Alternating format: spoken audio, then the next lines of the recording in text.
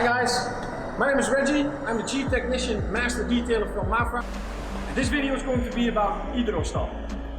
Idrostop is a waterproof rejuvenating spray that creates a hydrophobic barrier, anti-stain, anti-rain on convertible tops, fabrics inside and outside of the car. It even prevents against mold. The easiest way to use this product is to shake before use, check the cover for that it's completely clean, and just spray from left to right and one spray from right to left. It goes a little bit of something like this. Ali? And try to get it as homogenic as possible.